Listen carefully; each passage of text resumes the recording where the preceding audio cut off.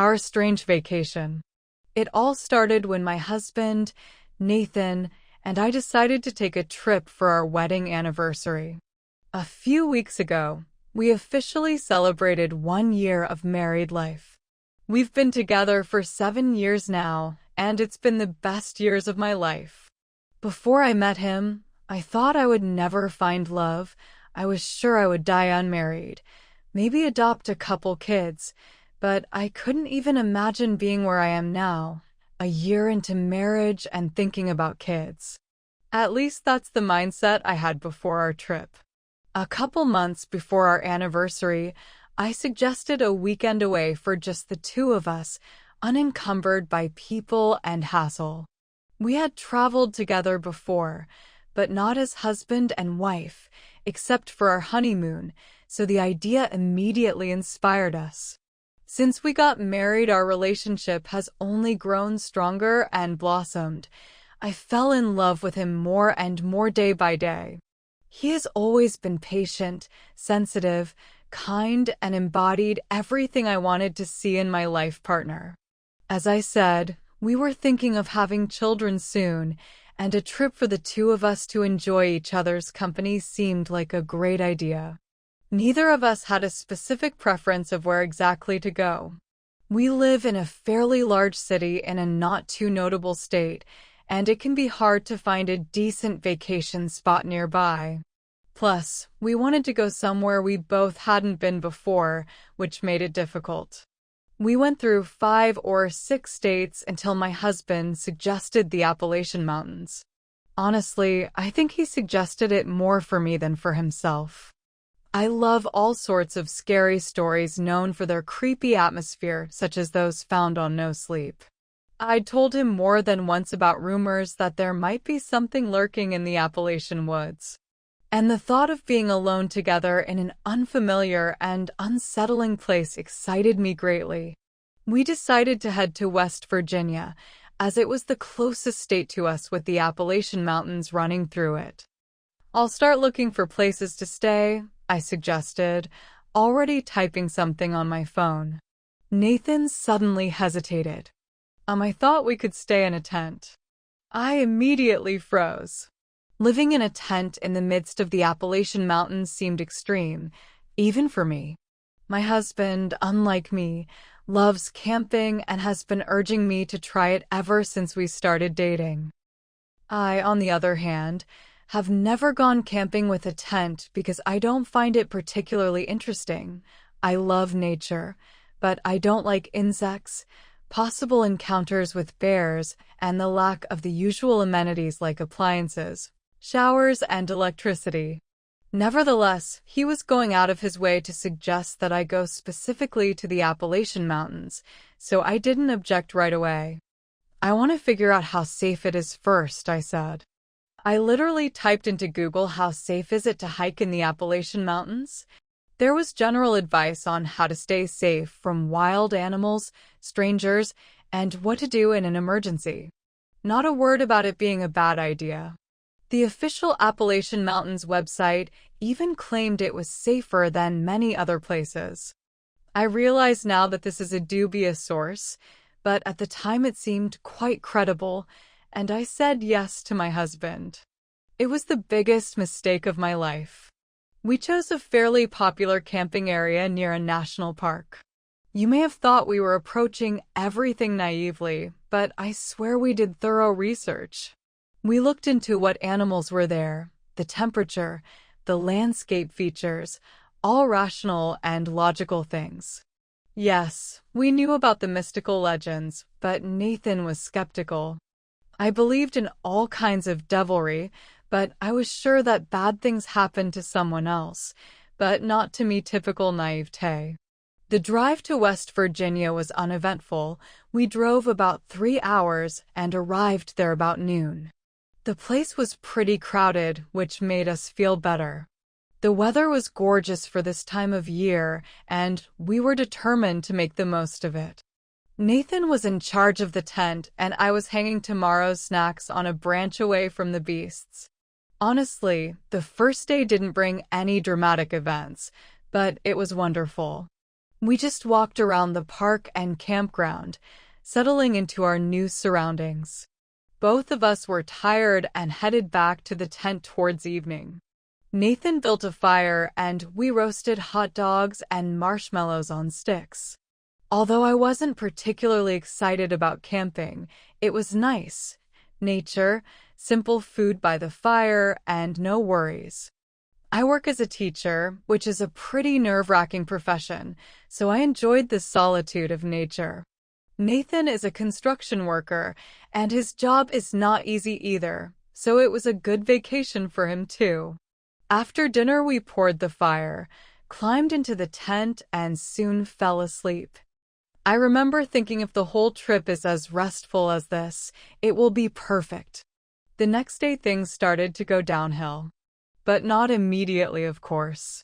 The morning greeted us with soft rays of sunshine shining through the fabric of the tent. Birds were chirping, and the smells of morning cooking from neighboring camps could already be heard around the area. We joined in this belly feast. Nathan heated up the beans, and I pulled bread from our hanging storage in the tree. We ate, got a little lazy, and toward noon we started packing for our first hike. Hiking occupied an important place in our relationship. Our first date was on a hike. Both of us are experienced hikers, and we decided to take a 5-mile trail listed as challenging, but within our strength. We grabbed water, a snack, and off we went. Again, everything seemed calm and beautiful, as if putting our guard down. The only oddity was that the trail appeared almost empty, even though the campground itself was full of people. We decided it was the difficulty and length of the trail and continued on our way. About a mile into the trail, we started to climb uphill, and where the climb leveled out, Nathan noticed something I would rather not have seen. Straight ahead, behind some rocks, lay white bones. We both stopped dead in our tracks. "Nate, what is it?" I asked, even though I knew they were bones, and I didn't want to know anything else. Whatever they were, I wanted to stay away from them. But my husband saw it differently. "Wow, cool!" he exclaimed, excited by the find. "It looks like the remains of a deer." "Man, honey, you've got to see this." I haven't moved from my seat. You know I have a weak stomach. "No, I'm sorry." I hated the idea of wondering how those bones got here, let alone looking at them. Although I love mysticism, this didn't seem like mysticism to me, just a disgusting scene. Nathan, who is a biology buff, took a keen interest and reached out to touch the bones, and I was almost sickened. "Nate, don't." "Come on," I hurried.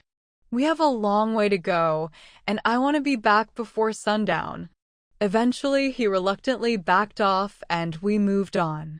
As we walked a couple more miles, the app we were using to plot our route started acting weird. Normally, we always download the trail map ahead of time so we don't have to depend on the internet, and we've done so many times without any problems. But now it started to go wrong. The app started messing up every now and then, telling us to turn around and go back, like a confused navigator. It gave me the creeps because it didn't look like just a network problem. It looked like there was something wrong with the trail itself. "Let's go back," I begged when we realized the app was useless. If we continued on, we'd only get lost. Nathan shook his head.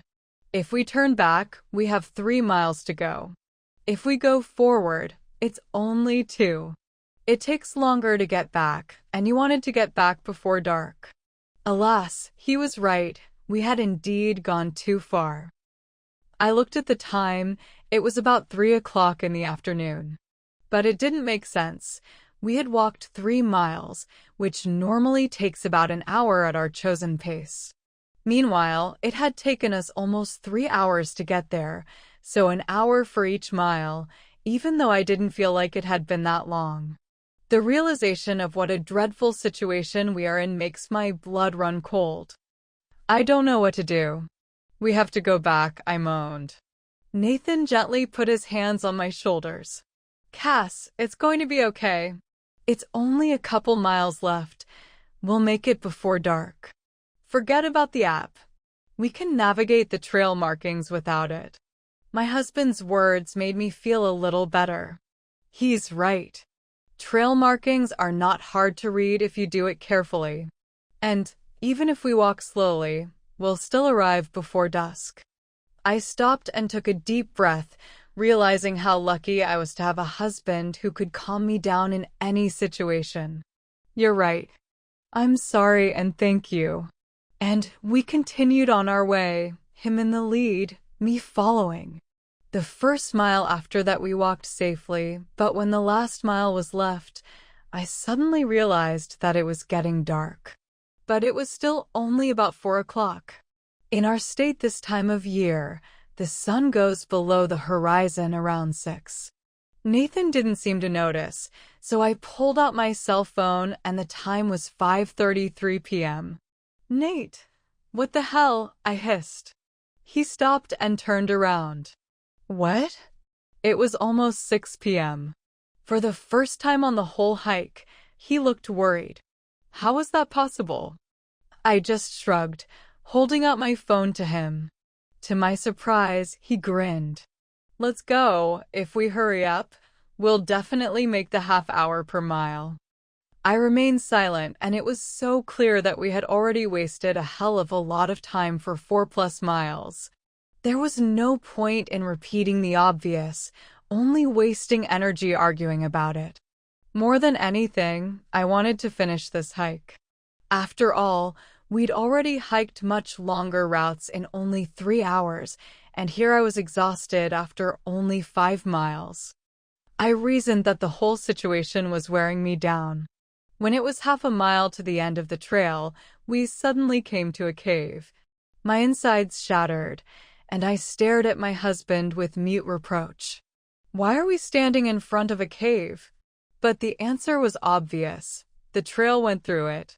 To my horror, Nathan took it as mundane. It's a short cut through the cave, love. It leads directly to our camp. I thought I mentioned this when I suggested the route. Look, there's even a sign that says there are no bears inside and it's safe. I wanted to strangle him. No, he didn't say we had to go into a damn cave. You know I'm afraid of enclosed spaces. I reminded him. He nodded. We went through a cave on a camping trip in Ohio, and it was fine. Norm? And I almost broke my ankle trying to get out as fast as I could. He grabbed my hand and smiled, trying to dispel my terror. You've been in caves before. Now you know what to expect. He usually has a positive attitude, but this carefree demeanor seemed even a little uncharacteristic to me. I put it down to him trying to cheer us both up, because I was about to have a nervous breakdown. I entered the cave with great reluctance, and we had to crouch down because the vault was so low. I clutched Nathan's hand tightly and squeezed my eyes shut. If I opened my eyes, I would be sick with fear. He shook my hand. Okay, I'll watch for both of us, but watch where you step. There may be sharp rocks in places. The passage itself didn't take long. When Nathan said he could see the exit, I opened my eyes and saw that the sun was already setting. I immediately picked up my pace. He hurried after me, and with each step there was a loud crunching sound on the rocks. Your shoes make a loud rustling noise, I complained. He looked at me puzzled. I thought it was you who stomped like that. Wonderful, the most harmless remark ever in a dark cave before sunset. I didn't want to go into details, so I rushed out. My husband, on the other hand, didn't seem to be able to stand his curiosity because he turned around. Oh my God, there's a deer. I was immediately struck cold, even though I was sweating with fear. I frantically grasped his arm, trying not to turn around. We've seen deer, Nate. It's nothing new. Let's go. But in the back of my mind, I'd seen creepy videos on social media about non-deer, especially in the Appalachian Mountains, of something running straight at people that looked like a deer, but wasn't a deer at all. I'm no zoologist, but I doubt the average deer would stick around in a dark, rocky cave. I don't know what species of deer it is, my husband continued, still looking at it. It doesn't look like the ones we've seen around here. Nate, stop it, I could only squeeze out, and then I heard hoofs clattering on the rocks behind us, faster than before, and it was impossible to mistake the sound for our footsteps. Run! I yelled to my husband, not letting go of his hand. I'm not sure if I dragged Nathan with me or if he ran, but we ran as if the devil were chasing us. Cass? I heard him ask me a confused question, but I didn't stop. The hoof steps didn't stop until we were out of the cave, though I stopped hearing them on the way out.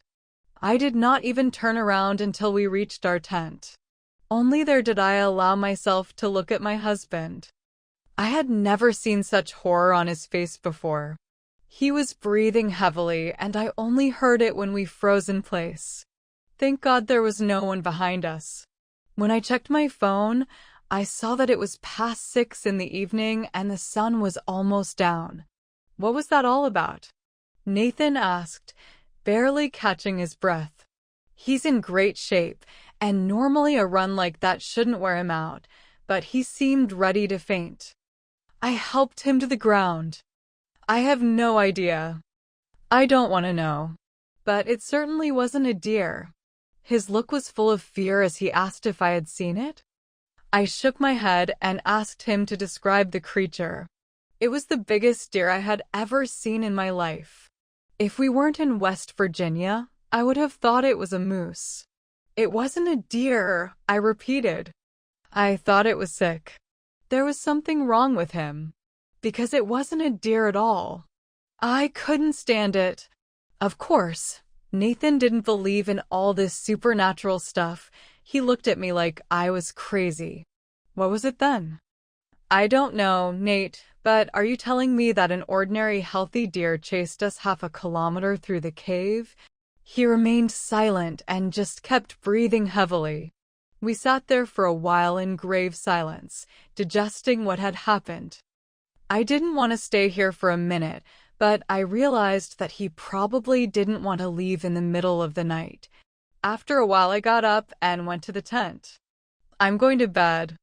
I'm not hungry. I didn't wait for an answer and ducked inside, zipping it up. I changed into my pajamas, feeling disgusting both physically and mentally. My stomach was on edge and my head was pounding and throbbing. The only thing I wished for was for morning to come soon. I crawled into my sleeping bag and tried not to think about what had happened, only to fall into oblivion as soon as possible. For a while I did. I don't know how long I slept when I woke up, but it was probably past midnight. Nathan was snoring peacefully beside me. It was pouring rain outside, and the worst part was that the drops were dripping down my arm. When I lifted up, I saw a slit in the top of the tent, as if someone had scraped the fabric with a knife, leaving a thin cut through which the water was seeping. A small puddle had already formed at the bottom. I wondered how long it had been raining, so I shook Nathan's shoulder. It was not easy to wake him up, but after a minute he opened his eyes. "What is it?" my husband asked, still sleepy. "The rain is pouring into the tent. Look, there is a hole in the fabric." He took a closer look. The hole was indeed almost directly above my place. "That's weird." "Yes," I'm shocked myself. "The water's already squelching underneath us." "I don't know how long it's been raining." "It's been raining since you went to bed," he admitted. "But the hole wasn't there when I went to bed."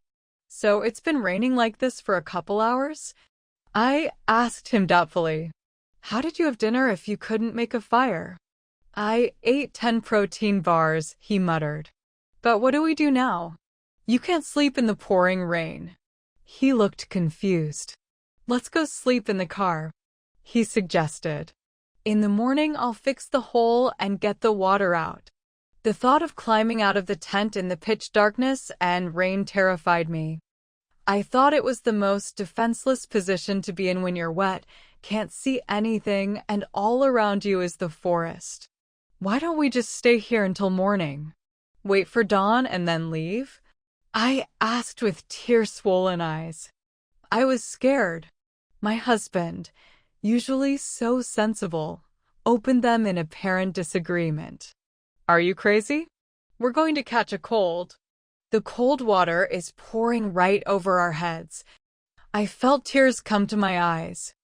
I can't take it anymore, Nate. I'm scared. Just then there was an eerie, inhuman screaming sound somewhere in the woods. Like a heartbreaking scream that didn't sound like a man or a woman or a child or an animal. It was just a scream that echoed off the dark trees, but it reached us so clearly, as if someone was standing right next to us. I squeezed into Nathan. See, we can't just walk out, I whispered. He looked scared too, hugging me tighter. Okay, let's just stay awake and wait it out for a few hours until dawn. Then we'll leave. I was relieved he finally realized how serious it was, that we couldn't stay here, but it was too dangerous to go out into the forest at night. We sat like that, pressed against each other, for about an hour in the cold and damp tent. To distract me, Nathan began to talk about our wedding day, how beautiful I was in my dress, how magical our first dance was, how amazing that time was. Then he started to talk about how he dreamed of having a daughter, how he was sure she would inherit my beauty, and how great everything would be when we had children and a house of our own. All these thoughts always pleased him, and they comforted me and warmed me much more than the rain and fear. And it did get easier for a while until we heard the scraping. Rustling and scraping sounds rumbled just outside the tent wall, as if someone was drawing sharp claws through the fabric. We both froze, not daring to turn around. At first, we even continued our conversation in silence, hoping that it was just a minute sound. But about 5 minutes later, the scraping sound was repeated, and Nathan exploded. This is crazy. He got off of me and headed for the exit. Whatever it is, stop terrorizing us. What are you going to do? I almost shouted, grabbing his arm. If there's a bear in the back, are you just going to ask it to leave? That brought him to his senses a little, and he sat down next to me, moving us both away from that wall a little. The rustling subsided, and we went back to our conversation, trying to ignore the strange presence behind the tent.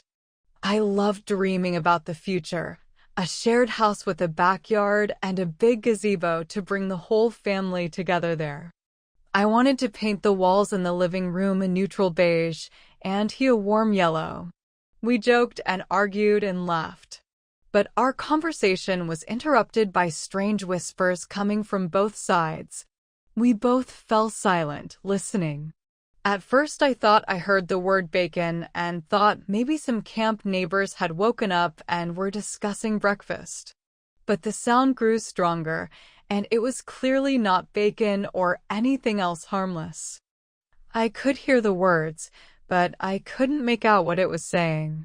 Nathan's face turned white, tears welled up, and I realized that he was seeing something more clearly. Nathan, suddenly a voice whispered loudly, very close to me, so close that he could have been standing a few centimeters away. My heart sank into my heels. I remembered all the advice and warnings I had read about not responding to voices in the Appalachians, especially when called by name. I wanted to say something to stop Nathan from responding, but I didn't have time. "Get off of us!" he shouted, loudly, in a rage, pushing the wall of the tent. The entire forest immediately fell silent. It was as if someone had turned off the sound of reality. No rain, no wind rustling, no birds singing, nothing. It was so quiet that I broke out in a cold sweat. I started shaking my head frantically, begging my husband not to make another sound. He didn't seem to understand what was wrong, thinking he had chased away the unknown. "It's okay, honey. No one will get us anymore," he said. I burst into tears and pressed his face against my chest to shut him up. I covered his mouth with one hand and put my finger to his lips with the other, hinting to be quieter. I didn't know for sure if it was too late or what might happen. All my anxiety rose to a fever pitch. Something had to be done immediately. I tried to distract him from the conversation. "Let's lie down, please. It's just a little bit before morning. Even if it rains, it's better than going out." I literally begged him. We were both sitting wet and shivering in his arms. To calm my husband down, I started stroking his hair softly, and somehow we were apparently so exhausted that we ended up passing out. I don't know how long we slept, but when I came to, it was already morning. The sun had long risen, and the tent was freezing cold. I was soaking wet, and Nathan was nowhere to be found. I was frightened and jumped outside, hoping that he was standing by the fire. But I saw neither a fire nor my husband. His things were still there, so he couldn't have gotten far. I almost called the police, but then he came out of the woods, moving slowly. I rushed to him, hugged him. "What were you doing?" "I thought you'd disappeared.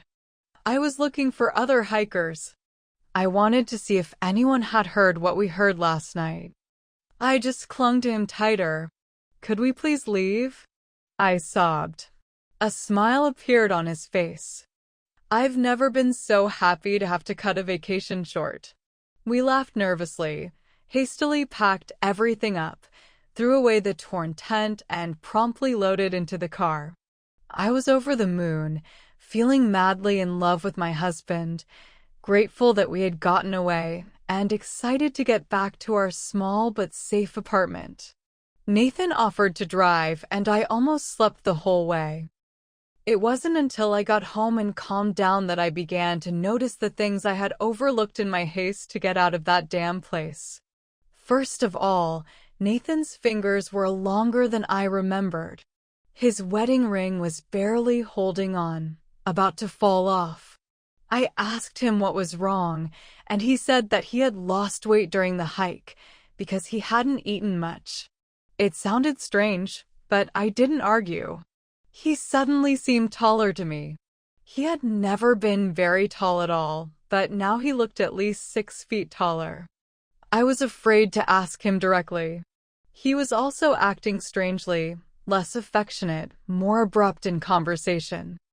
I jokingly reminded him of our argument about the color of the living room walls, saying that I wanted beige, but he wanted yellow. Now he suddenly agrees with me, even though he was adamant before. I could have turned a blind eye and said to myself he's been under stress, he needs to come to his senses. But when he left for work on Monday, he leaves before me. I decided to help him and unpack his travel bag. Usually he unpacked faster than me, but here was his luggage lying untouched. He said he was tired.